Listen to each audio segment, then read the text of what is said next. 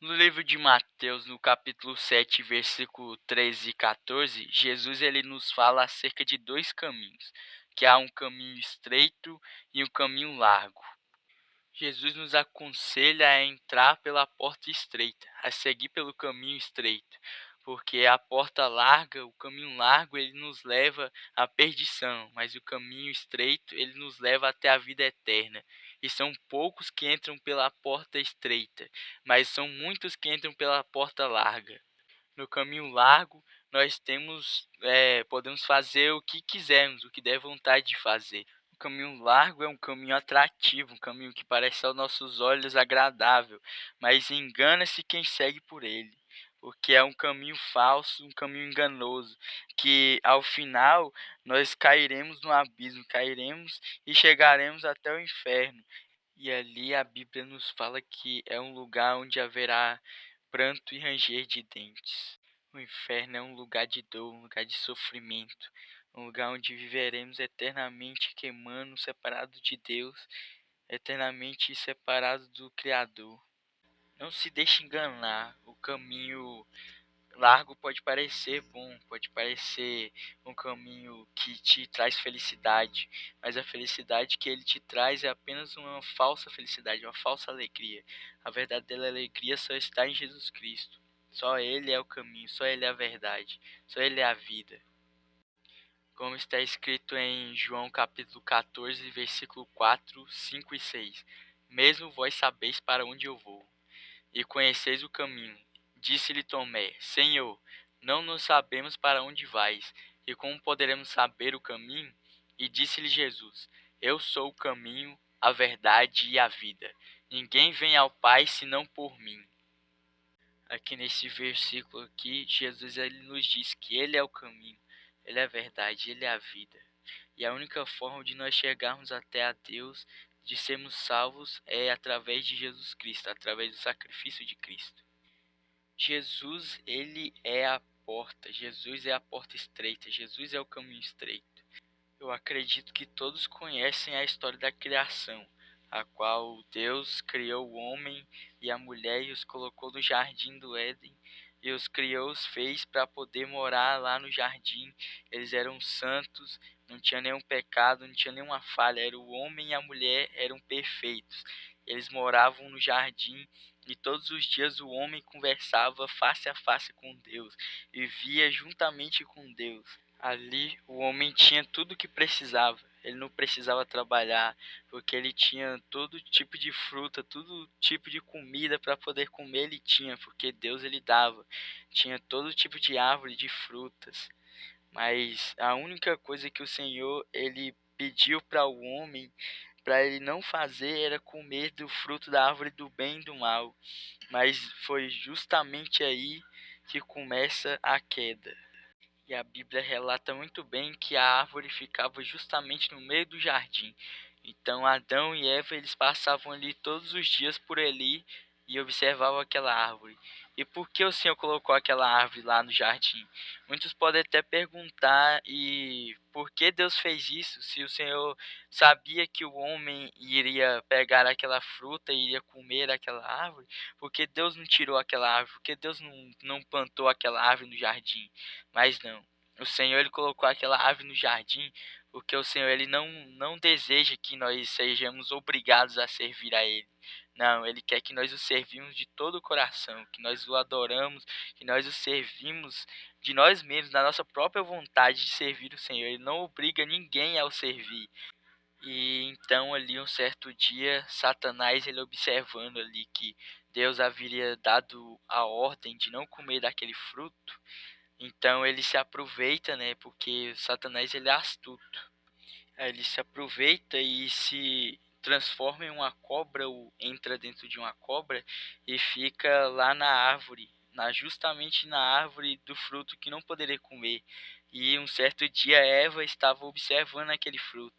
E Satanás ele ali vai e aproveita e joga, já fala para ela, uai, por que que você não come do fruto? Se você acha tão bonito esse fruto, tá vendo ele, por que você não come? Aí ela fala, não, eu não como porque Deus falou que não poderia comer desse fruto. Aí ele fala, não, Deus falou isso porque ele sabe que se você comer, você vai ser igual a ele. Você pode comer sim desse fruto, não vai acontecer nada não. Se você comer, você não vai morrer. O Senhor, ele só falou isso para vocês não comerem, porque vocês ficar com medo e não comer. E aí Eva, ela vai e se deixa levar pela serpente e come e leva para o seu marido Adão e dá para ele comer também. E ali os dois, eles têm os seus olhos abertos e começam a perceber que estavam nus. Então eles fogem e se vestem com folhas de figueira. Então Deus desce no jardim e o Senhor ele desce e ele já desce procurando Adão e chama Adão, Adão, cadê você, Adão? Aí aqui eu vejo aqui que o Senhor ele queria saber onde Adão estava. Não que ele não sabia. O Senhor sabe onde Adão estava. Ele sabia exatamente o que Adão tinha feito, mas ele queria que Adão confessasse ali o que ele havia feito, para assim haver o arrependimento. E Adão ali, ele estava escondido. Então, quando ele ouve a voz do Senhor, ele fala: Senhor, eu estou aqui, eu me escondi, Senhor, porque eu percebi que eu estava nu. E agora Deus, ele já pergunta: como que você percebeu que você estava nu? Por acaso você comeu da árvore que eu ordenei que não comesse? Então Adão já joga a culpa em cima de Eva. E aqui o que podemos ver aqui é que nós não assumimos os nossos erros. Muitas vezes nós queremos jogar a culpa das nossas falhas, dos nossos erros em cima de outras pessoas. E aqui não há arrependimento verdadeiro. O verdadeiro arrependimento é quando reconhecemos que nós erramos, que nós pecamos, que somos culpados das nossas falhas e pedimos perdão pelo Senhor. E então o Senhor nos perdoa. E ali Eva ela já diz: não, Senhor, foi a serpente que me enganou, jogando a culpa em cima da serpente também. E a serpente ali, ela estava sendo usada pelo diabo.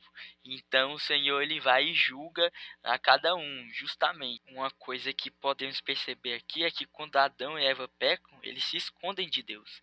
Ou seja, quando o pecado entra em nossas vidas, nós nos distanciamos do Senhor, nós ficamos com medo, eles ficaram com medo do Senhor, porque Deus é santo e a santidade de Deus, ela expulsa o pecado. Então nós nos distanciamos de Deus quando estamos no pecado. E o que Adão fez, ele fugiu do Senhor. Mas o que devemos fazer quando pecamos é ir de encontro com o Senhor e pedir perdão a Ele, porque Ele é fiel e justo para nos perdoar. Ele nos perdoa, nos lava e nos limpa de todo pecado. E assim nós nos tornamos novamente limpos e caminhando no caminho estreito. Mas aí o que a história de Adão e Eva tem a ver com os dois caminhos? O que podemos ver é que Adão e Eva eles escolheram caminhar pelo caminho largo e o que os levou foi a perdição. Eles foram expulsos do jardim do Éden, ali se tornando pecadores e estando distante de Deus. E aqui entra Jesus. A partir do momento que Adão e Eva pecam, já é feita a promessa que viria um que pisaria na cabeça da serpente, que esse ele morreria na cruz, esse ele através do sacrifício dele muitos seriam salvos, todos teriam oportunidade de poder ser salvos, mas cabe a mim e a você escolher se nós queremos ser salvos ou não. Como está escrito em Romanos capítulo 5, versículo 12. Portanto, como por um homem entrou no mundo o pecado, assim também a morte passou a todos os homens. Por isso todos pecaram. E no versículo 18 está escrito: pois assim como por uma só ofensa veio o juízo sobre todos os homens para a condenação, assim também por um só ato de justiça veio a graça sobre todos os homens para a justificação de vida. E no versículo 19 está escrito: porque como pela desobediência de um só homem, muitos foram feitos pecadores, assim pela obediência de um, muitos serão feitos justos. Aqui podemos ver que fala sobre Adão e sobre Jesus. O primeiro Adão, que é Adão, e o segundo, que é Jesus. Adão pecou, e pelo pecado de Adão, todos nós fomos feitos pecadores. Mas através do sacrifício de Jesus, o sacrifício do Cordeiro mudo, Cordeiro santo, imaculado, nós fomos transformados, nós fomos limpos pelo seu sangue carmesim, e através do amor de Cristo por nós, do amor de Deus, nós nos tornamos santificados. Jesus abriu a porta da graça, Jesus abriu a porta estreita, Ele é a porta estreita.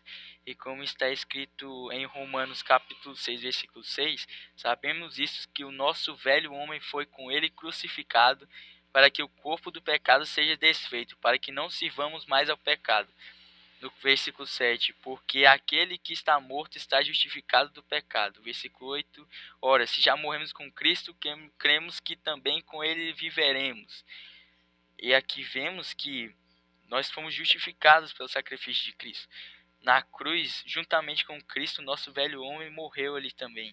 E agora nós somos uma nova criatura. Agora já não somos mais escravos do pecado, mas agora nós vivemos para Cristo.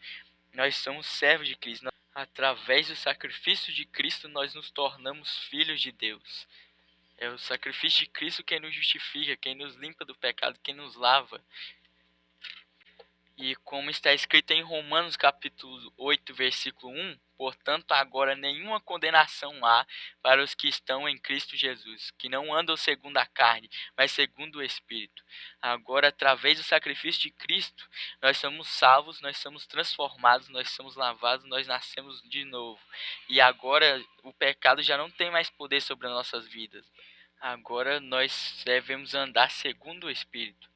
Mas aí você pode me perguntar o que é andar segundo o Espírito.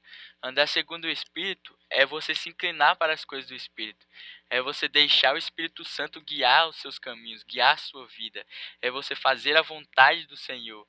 É você entender que você não é deste mundo. Você não é dono de si próprio. É o Espírito Santo quem manda em você. O seu corpo é o templo e morada do Espírito Santo. E você entender que Jesus te comprou, que você foi comprado por sangue, por preço de sangue. Você entender que você não manda mais em você mesmo, que você não pode viver mais do jeito que você bem entender, mas que você precisa viver a boa, agradável e perfeita vontade de Deus. E agora você não é mais escravo do pecado, porque a lei do Espírito de vida em Cristo Jesus, ela te libertou da lei do pecado e da morte. E agora, se você foi liberto através do sacrifício de Cristo, o Espírito Santo ele passa a morar em sua vida. Agora você tem que andar segundo o Espírito. Você já sabe o que é andar segundo o Espírito? Você deve se inclinar para as coisas do Espírito, porque as coisas da carne, se inclinar para as coisas da carne, nos leva à morte.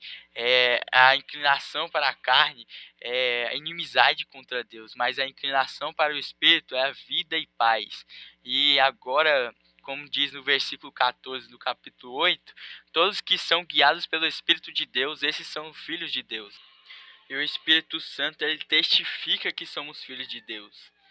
Se sofremos com Cristo, nós alcançaremos a vida eterna. A promessa que Jesus nos fez que viveremos eternamente com Ele nos céus. Nós só nos tornamos filhos de Deus a partir do momento em que aceitamos a Cristo por meio do seu sacrifício. E em Romanos 8, capítulo 8, versículo 18, está escrito: os sofrimentos do tempo presente não podem ser comparados à glória a ser revelada em nós, ao que receberemos ao chegar nos céus. Não se compara a vida eterna com Cristo. É difícil viver uma vida de santidade em meio ao mundo em que vivemos, mas em Romanos 8, no versículo 26, o apóstolo Paulo ele nos escreve que o Espírito Santo nos ajuda em nossas fraquezas. O Espírito Santo ele intercede por nós com gemidos inexprimíveis. O Espírito Santo ele conhece o nosso íntimo, ele sabe nossas fraquezas, nossas dificuldades, ele sabe, ele sonda os nossos corações. Ele conhece do que eu e você nós temos dificuldade, quais são nossas maiores lutas, em que nós precisamos mais de ajuda. E ele nos dá força para seguir. Então, irmão, escolha entrar pela porta estreita. Entre pela porta estreita, porque você vai alcançar a vida eterna, uma vida de alegria, uma vida de felicidade, onde não há dor, não há sofrimento, não há nada de ruim, só coisa boa, só alegria. Lá só haverá gozo, só haverá felicidade. Não há mais tristeza, não há dor, não há sofrimento, não há nada. E ali viveremos eternamente com Jesus.